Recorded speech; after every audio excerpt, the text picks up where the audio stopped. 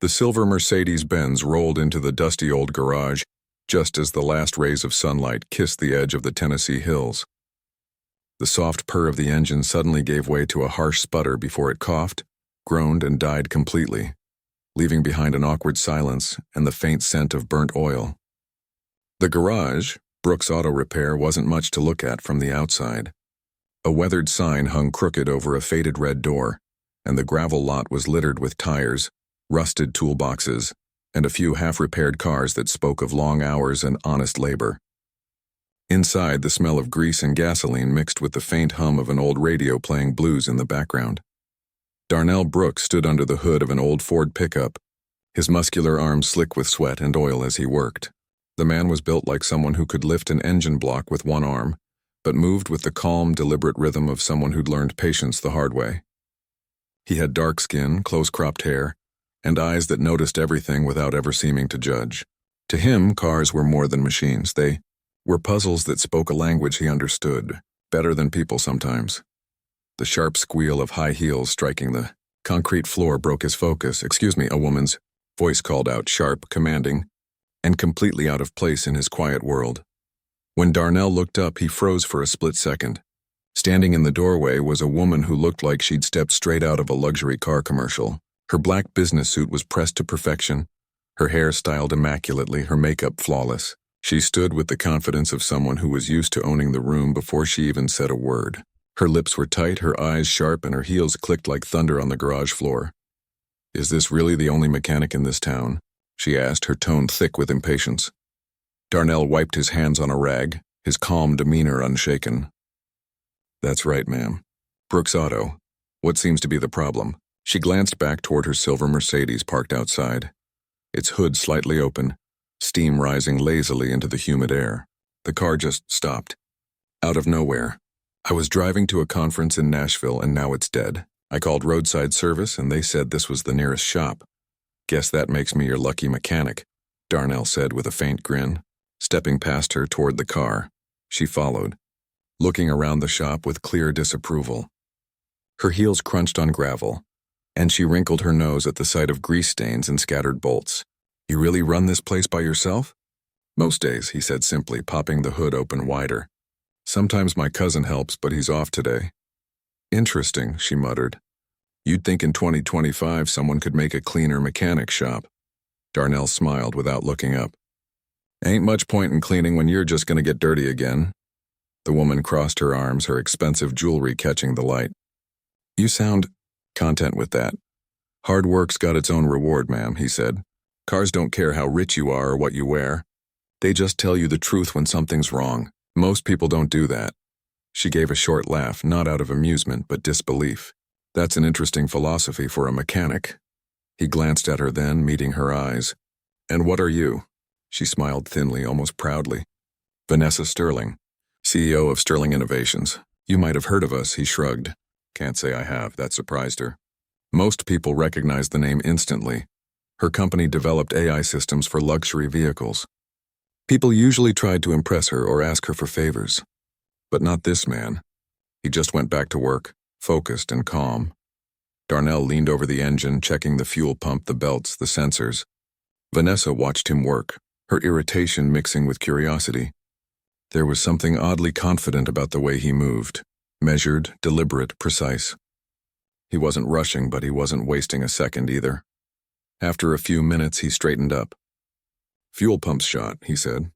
"And your spark plugs are nearly done too. I can fix it, but I'll need to order a part. Might take a day or two to get it here." Vanessa blinked. "A day or two?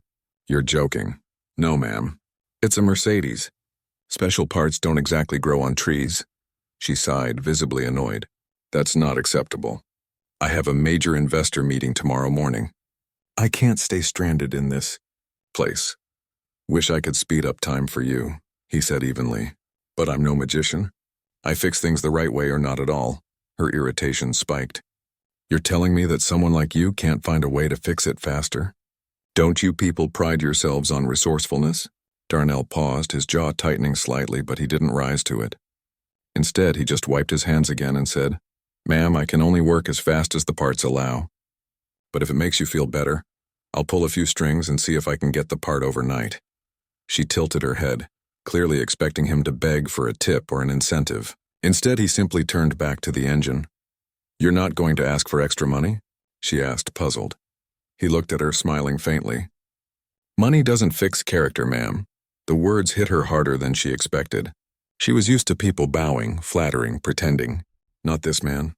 He was polite, respectful, but utterly unshaken by her status. She folded her arms, smirking slightly to regain control. "Well, Mr. Mechanic, let's make this interesting. If you fix it perfectly by tomorrow morning, I'll marry you."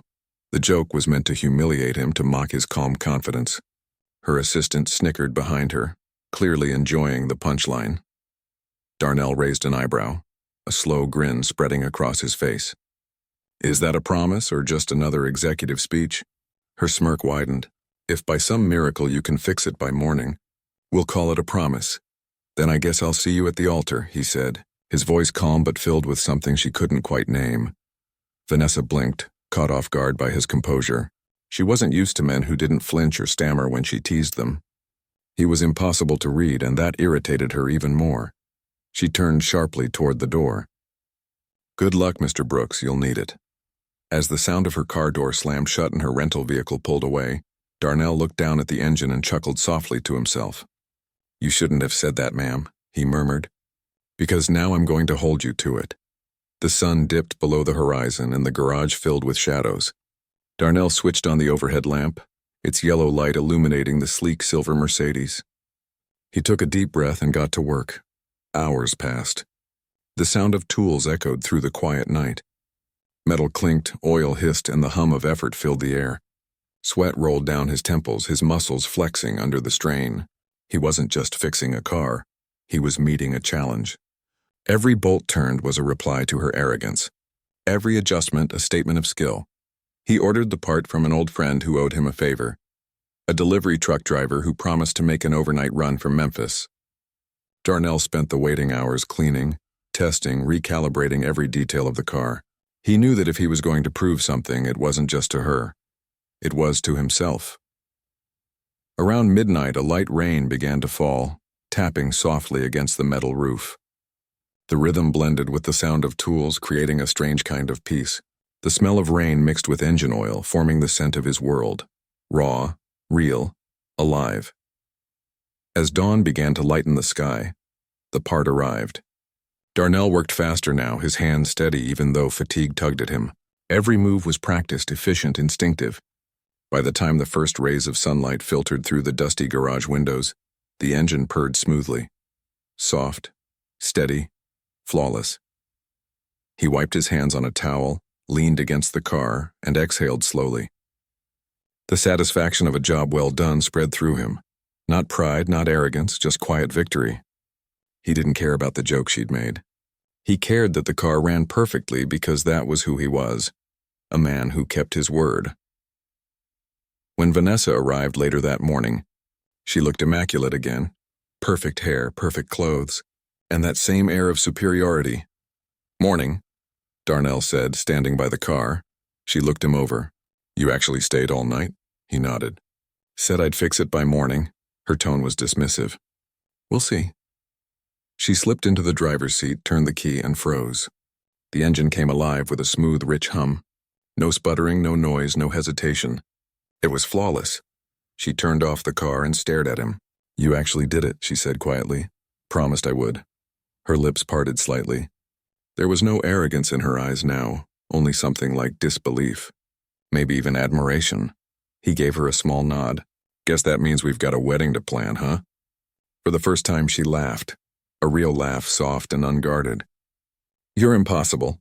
"Maybe," he said with a grin. "But I fix things. Even the ones people think can't be fixed." As she drove away that morning, the city woman couldn't stop glancing at him through her mirror. He didn't chase her, didn't try to impress her, didn't even wave goodbye. He just went back to work, steady as ever, with a quiet pride that no amount of wealth could buy. And for the first time in years, Vanessa Sterling couldn't shake the feeling that maybe, just maybe, she'd met someone who saw past her money, her title, and her walls. Someone who reminded her that some promises, even made in jest, have a way of coming back around. That thought lingered longer than she expected.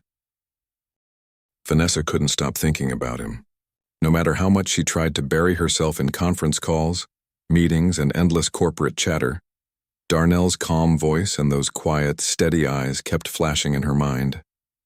There was something about the way he had stood there, unshaken, unfazed, unbothered by her power, that unsettled her more than she cared to admit.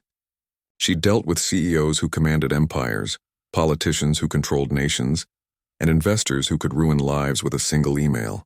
But none of them had ever looked at her the way that man did, like she was just human, not a brand, not a title. Just a woman standing in front of a man who fixed engines better than anyone she'd ever seen. When she got back to her high-rise office in Nashville, the city lights stretched across the skyline like fireflies caught in glass. Sterling Innovations occupied the top floors of a glass tower that reflected ambition from every angle. Her assistant Rachel followed her into her office, tablet in hand. "Your board meeting starts in 20 minutes, Rachel reminded her. "Cancel it," Vanessa said absently, setting her purse down. Rachel blinked. "Cancel? Vanessa, this is the quarterly forecast with investors." "I said cancel it," Vanessa repeated, her tone cool but distant. Rachel hesitated before quietly stepping out. Vanessa sat in her leather chair and stared at the city below. Her reflection in the glass looked perfect. Tailored suit, flawless hair, powerful posture, but something about it felt wrong. She turned her chair toward her desk, where her phone sat, screen dark. After a long moment, she picked it up and typed Brooks Auto Repair into the search bar. The only listing was a small shop with 2 5-star reviews and a faded picture of a wooden building surrounded by fields. It looked nothing like her world of steel and glass. She stared at the photo for a long time before setting the phone down again. "What are you doing, Vanessa?" she muttered. "He's a mechanic, for God's sake." But the voice in her head answered quietly, "He's the only one who didn't treat you like you were untouchable." That night, she couldn't sleep. Every time she closed her eyes, she saw his hands working under that car hood, the way he spoke with quiet confidence, the way he smiled without arrogance. Her world was full of men who boasted about success. Darnell simply lived it. 2 days later, she found herself behind the wheel of that same Mercedes, the one he'd fixed, driving back toward that little town. She told herself it was to thank him properly, or to follow up on the repair. But deep down, she knew that was a lie. She wanted to see him again. The gravel crunched under her tires as she pulled up to the shop. Darnell was outside wiping his hands on a rag after finishing up a repair on an old red Chevy. He looked up and smiled as if he'd known she'd come. "Well, look who's back," he said. "Thought you'd be too busy with big city things." She smiled faintly. "Maybe I missed small-town honesty," he chuckled, setting down his tools. "That's rare. Most folks who leave this town don't come back unless they're lost." "Maybe I am," she admitted softly. For a moment, neither of them spoke. The air was warm, the scent of engine oil mixed with summer breeze. "I came to thank you," she said finally. "You did an incredible job on my car. It's running better than ever." He nodded, modest as ever. "Just did what I said I'd do." She studied him, noticing the small details she'd missed before, the way his eyes held quiet strength, the way his voice carried warmth even in its calmness. There was no pretense about him. "I meant what I said," she continued, trying to sound casual. "If you ever decide to move to the city, I could use someone like you. My company could benefit from a man with your skill." He smiled, but it didn't reach his eyes. "Appreciate that, but I'm not really a city guy. Besides, I got everything I need right here." Vanessa tilted her head. "Everything?" "Yeah," he said simply. "A roof, a good dog, work I love, and peace of mind. Can't buy that where you're from." His words hit her harder than she expected. She'd built an empire chasing success, yet here was a man who found contentment in an old garage. "You really don't want more?" she asked. He looked at her, his gaze steady. "Wanting more is what makes people lose what they already got." She opened her mouth to argue, but stopped. She didn't have a response for that. Instead, she glanced around the garage. "You ever take a break from this place?" "Once in a while," he said. "But this is home.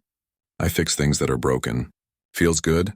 Her lips curved into a teasing smile. "So what if something's not a car? Can you fix that too?" He chuckled. "Depends. Some things don't need fixing, they just need time." His eyes lingered on her, and for the first time she looked away. They spent the rest of the afternoon talking. about life, about where they came from, about what they wanted. Vanessa found herself laughing more than she had in years. The man had stories, funny ones, painful ones, real ones, and each time he spoke, she realized how little authenticity she had in her own life. Every dinner she attended, every handshake she made, it was all transactions. But with Darnell, there was no transaction, just truth. As the sun began to set, Darnell leaned against the workbench. You ever notice how engines and people are kind of the same? Vanessa raised an eyebrow. Engines and people? Yeah, he said. You push them too hard, they overheat. You ignore the warning signs, they break down. But if you take care of them, really care, they'll take you places you never thought you'd go. She smiled softly. You make everything sound so simple. It usually is, he replied. We just make it complicated. Something in the air shifted between them then. The easy laughter faded into silence charged with something unspoken. She could feel it, the pull. But Vanessa wasn't used to feeling vulnerable. She straightened, adjusting her blazer. Well, Mr. Brooks, thank you again. You've given me a lot to think about. Anytime, he said. Just remember, some promises, even jokes, have meaning. She laughed lightly. You're still holding me to that marriage thing, aren't you? He smiled, eyes gleaming. I don't forget promises, ma'am. She shook her head and walked to her car, but her heart was racing. When she looked back one last time, he was still standing there watching her with that quiet confidence that both infuriated and fascinated her. Back in Nashville, Vanessa tried to dive into work again. Her team noticed she was distracted, missing cues, losing track of conversations, even staring out the window during presentations. One day, Rachel caught her looking at the countryside photo on her phone. Is that where you went last week? Rachel asked, curious. Vanessa nodded. You look different, Rachel said. Happier. Or maybe just peaceful. Vanessa smiled faintly. Maybe both.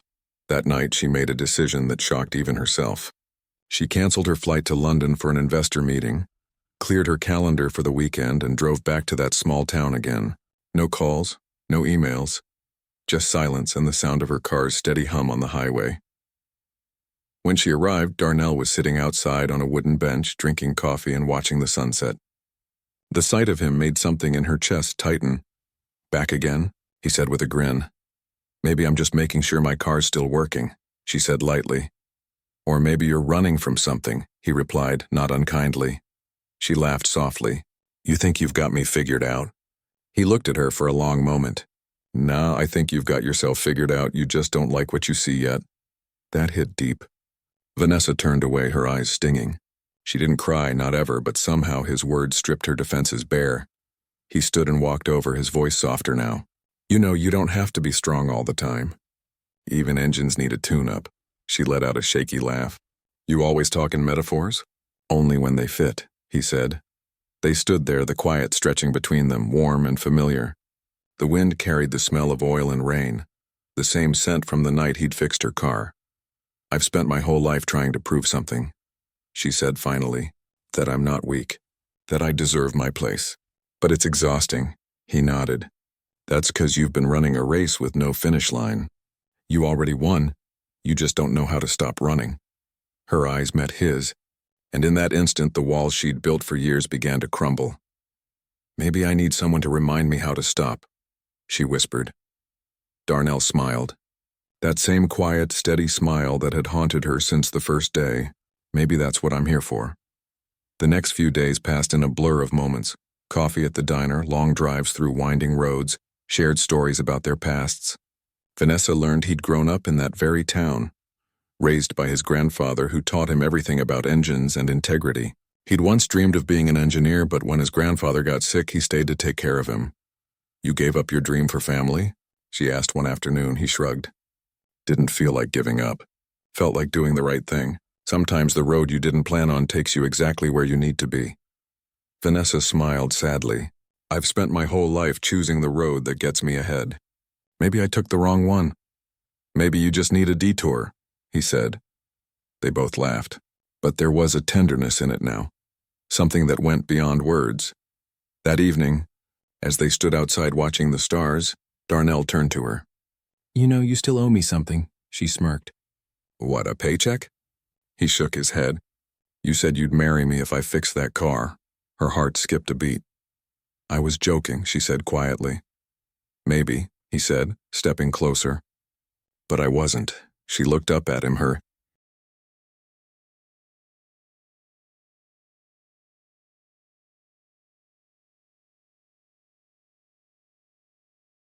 Vanessa woke before dawn, the soft hum of the countryside stirring her awake, the faint smell of rain mixed with the earthy scent of the open fields outside. For a moment, she didn't know where she was. The ceiling was lower, the air cooler, and the silence unlike the mechanical hum of her penthouse in Nashville. Then she saw the small wooden dresser, the faded curtains fluttering with the morning breeze, and she remembered. She was in Darnell's world now. Not as a CEO, not as the woman everyone obeyed, but as someone who was beginning to understand what peace actually meant. She turned her head to the side. Darnell was sitting on the porch, sipping coffee from a chipped mug, the same one she had teased him about the night before. She had fallen asleep in his arms after hours of talking about everything and nothing, the kind of conversations she hadn't allowed herself in years. Conversations with no agenda, no strategy, no plan, just presence. Quietly, she stepped out to join him. The sun had barely broken through the clouds, painting the world in shades of gold and gray. Darnell didn't look at her right away, but his smile deepened as if he had sensed her before he saw her. "Morning," he said softly. "Morning," she replied, pulling his jacket around her shoulders. "You're up early." "Old habits," he said. "Marine training. Even though I left years ago, the body still wakes before the world does." She smiled faintly. "You always had discipline. Even when I first met you, it felt like you were completely in control." "I didn't realize then it wasn't arrogance. It was peace," he chuckled quietly. "Peace takes a lot of fights to earn." They sat together in silence, watching the mist lift from the grass. For the first time, Vanessa didn't feel the constant buzz of her phone, the need to check her schedule, or the pressure to perform. The world felt smaller here, but somehow that made it richer. After breakfast, she helped Darnell at the garage. She wasn't very good at it. She dropped a wrench twice, mixed up tools, and got oil on her hands, but every mistake made him laugh, and every laugh made her heart lighter. "You know," he teased, "for someone who runs a billion-dollar company, you're terrible with a socket wrench." She laughed, brushing a strand of hair from her face. "Maybe I've been running the wrong kind of machines." "Yeah?" he asked, grinning. "And what kind are you learning to run now?" "The kind that doesn't break down when you stop pushing it," she said quietly. The look he gave her then was different, softer, deeper, and she knew he understood. By midday, they took a drive to the nearby lake in his old pickup truck. The engine growled with age, the seats were worn, but Vanessa loved every bump of the ride. It was so far from the sleek black cars that chauffeured her everywhere. Yet somehow this felt like freedom. At the lake, Darnell pulled out 2 sandwiches wrapped in foil and a thermos of coffee. "Picnic, huh?" she teased. "You really know how to spoil a girl," he laughed. "Hey, good food, good view, and good company. What else you need?" She smiled, but then her face turned thoughtful. "Maybe that's been my problem. I never stopped to enjoy the simple things. I always thought success had to hurt to be worth something." He leaned back on the grass, gazing at the sky. "That's what they want you to think. Keep you working, keep you running.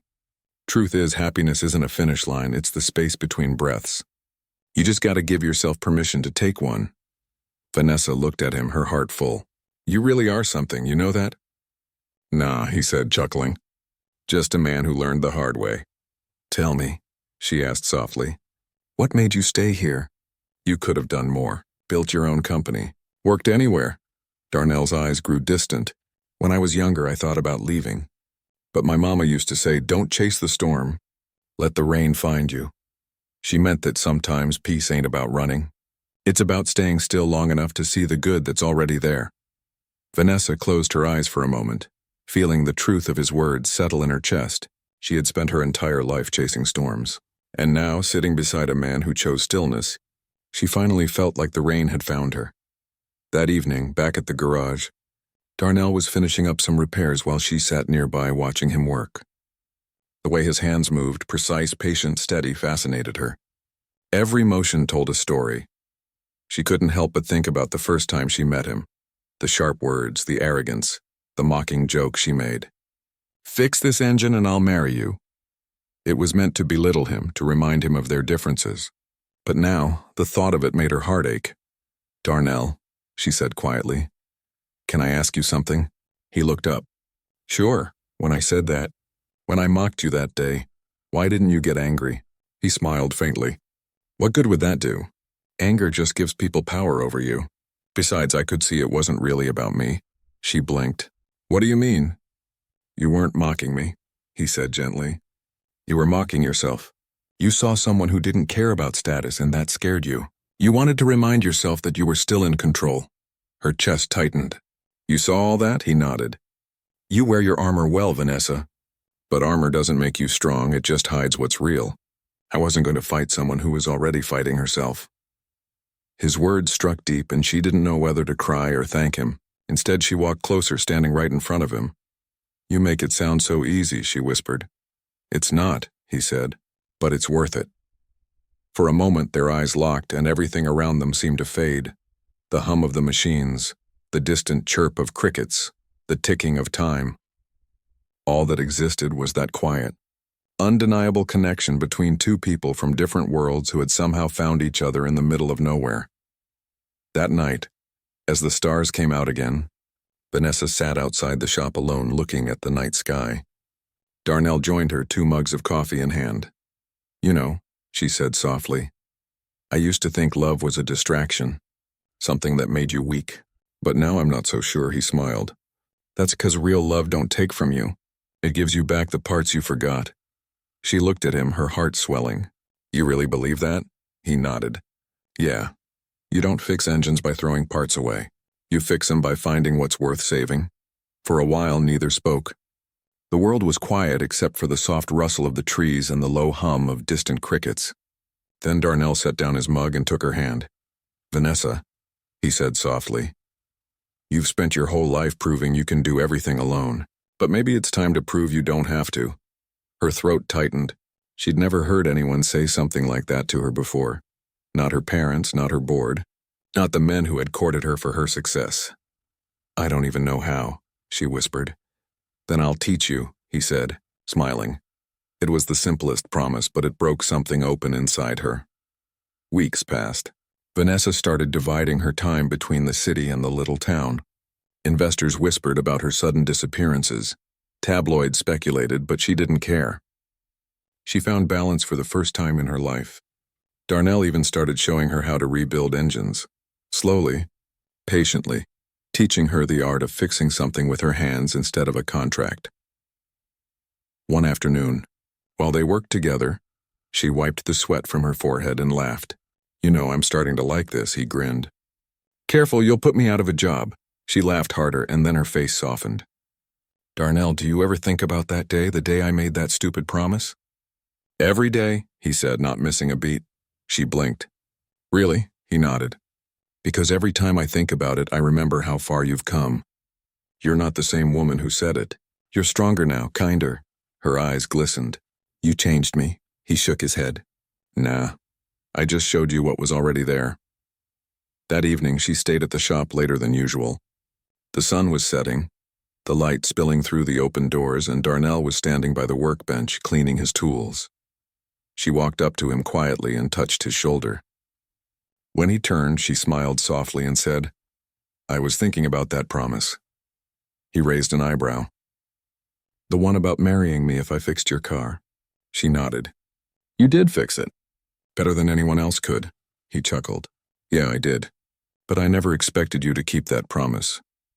"Well," she said, stepping closer, "maybe it's time I did." For a moment, he just looked at her as if trying to read whether she was serious. But when he saw the truth in her eyes, his own softened. "You sure?" he asked quietly. She nodded. "You fixed more than just my car, Darnell. You fixed me." He smiled, a slow, quiet smile that spoke more than words ever could. Then he pulled her into his arms, and for the first time in her life, Vanessa Sterling felt something she had never felt before. Not power. Not victory. Home. Months later, word got out that the powerful CEO of Sterling Innovations had married a small-town mechanic. People talked. Some mocked.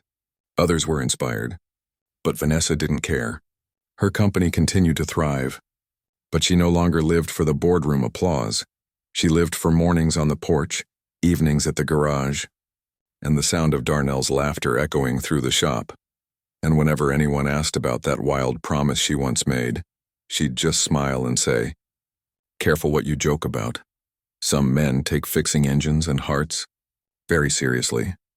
The story ended not with a wedding headline, but with something far greater. Two souls who'd found balance between ambition and peace, laughter and love, strength and softness, and every night before